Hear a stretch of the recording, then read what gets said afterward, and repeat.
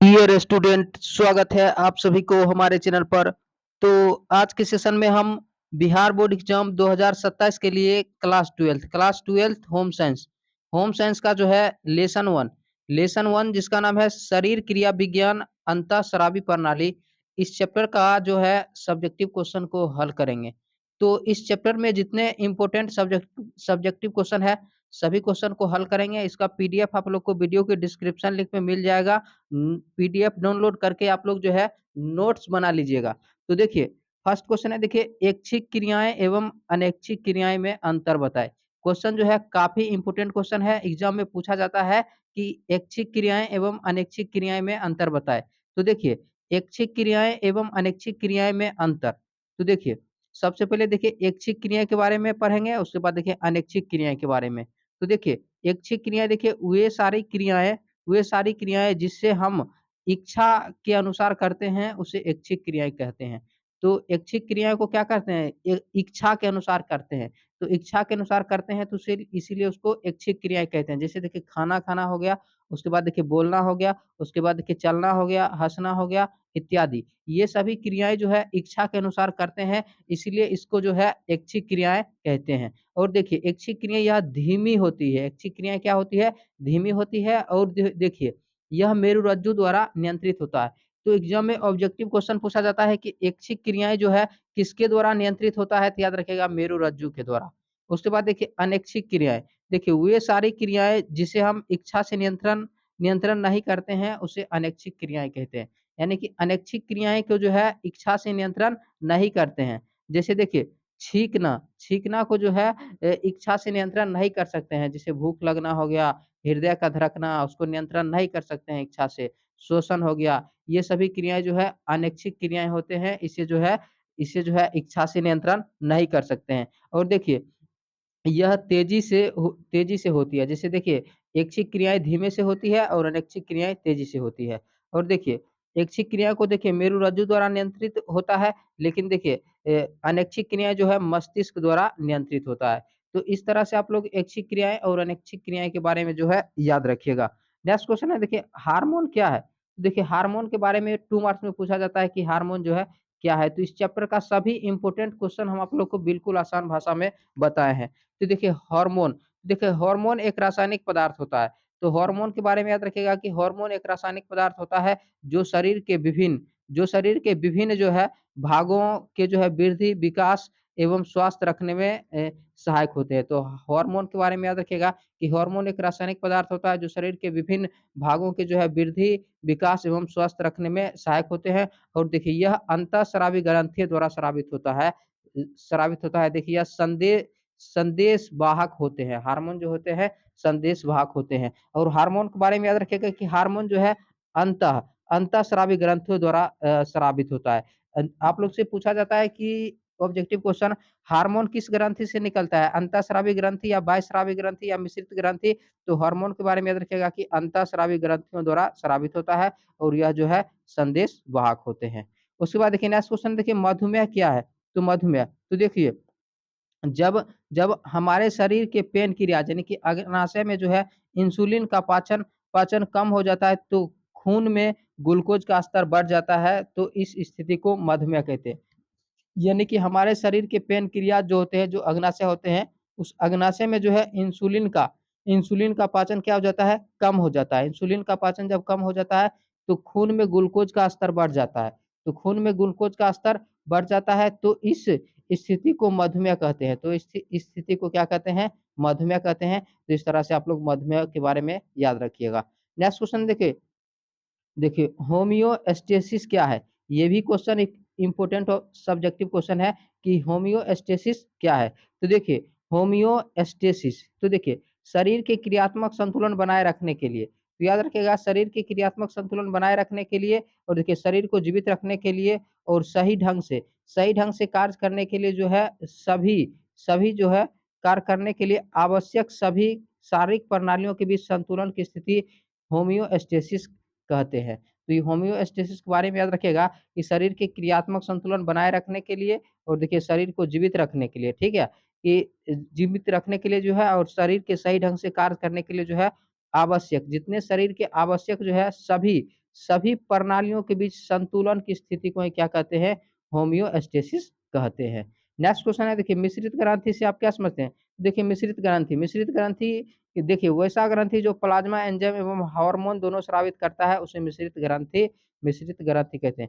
ये देखिए जो अंतःस्रावी ग्रंथि होते हैं, अंतःस्रावी ग्रंथि जो है सिर्फ जो है हार्मोन निकालता है, क्या निकलता है? Hormone, hormone. और जो बहिःस्रावी ग्रंथि होते हैं उसके द्वारा निकलता है एंजाइम, क्या निकलता है? एंजाइम निकलता है।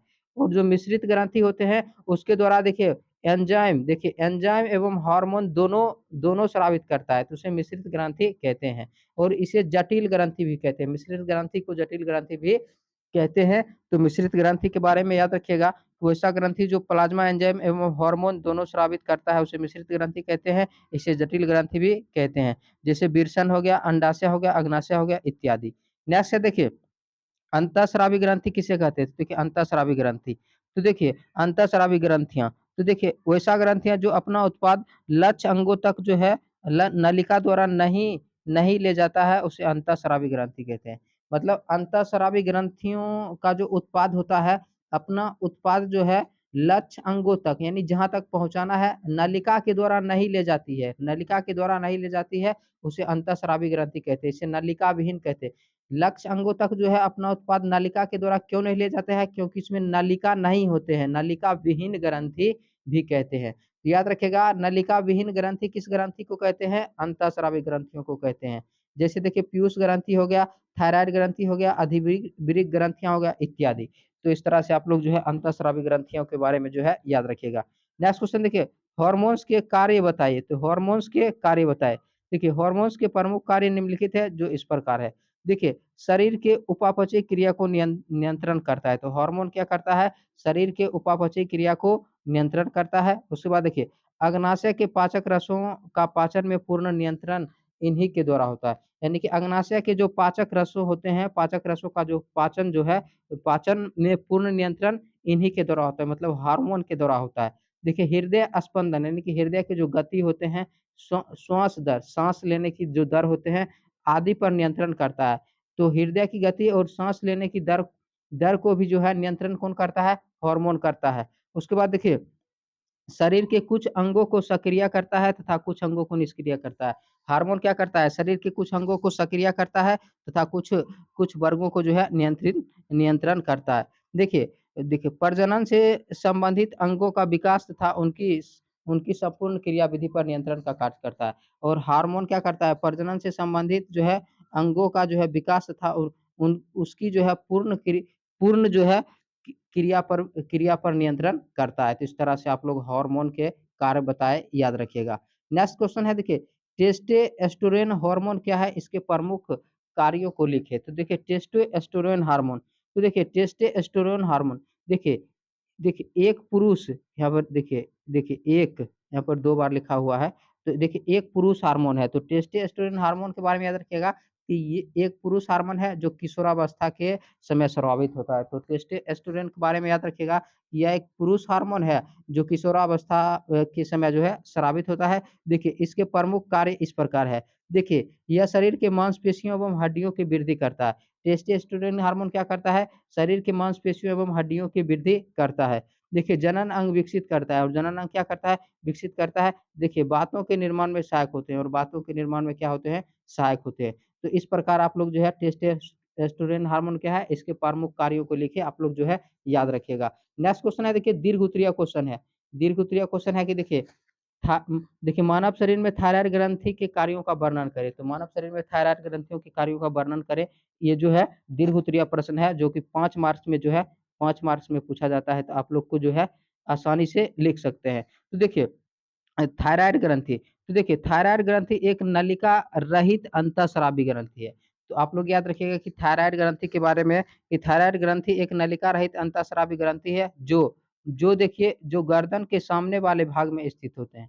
तो थायराइड ग्रंथि के बारे में याद रखिएगा कि थायराइड ग्रंथि एक नलिका रहित अंतःस्रावी ग्रंथि है जो जो गर्दन के सामने वाले भाग में स्थित होती है। इसे देखिए इससे निकलने वाले हार्मोन को थायरॉक्सिन हार्मोन कहते हैं।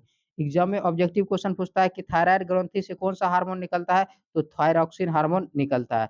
देखिए इस हार्मोन के प्रमुख कार्य इस निम्नलिखित है। तो निम्नलिखित है तो देखिए फर्स्ट फर्स्ट कार्य क्या है? देखिए यह शरीर के तापमान को भी बनाए रखने में सहायक होते हैं। यानी कि थायरॉइड ग्रंथि जो होते हैं शरीर के तापमान को बनाए रखने में सहायक होते हैं। देखिए यह ग्रंथि शरीर में मेटाबॉलिज़्म दर को नियंत्रण करती है कि शरीर में जो मेटाबॉलिज़्म यानी कि जो आवाज़ की जो दर होती है, उस आवाज़ की दर को नियंत्रित करती है। उसके बाद देखिए आंते की ग्लूकोज़ रक्त तथा उत्पादन को नियंत्रण में रखती है। यानी कि आंते की जो ग्लूकोज़ रक्त हो गया, रक्त तथा उत्पादन को जो है नियंत्रण में रखती है। देखिए शरीर में जल संतुलन को बनाए रखता है।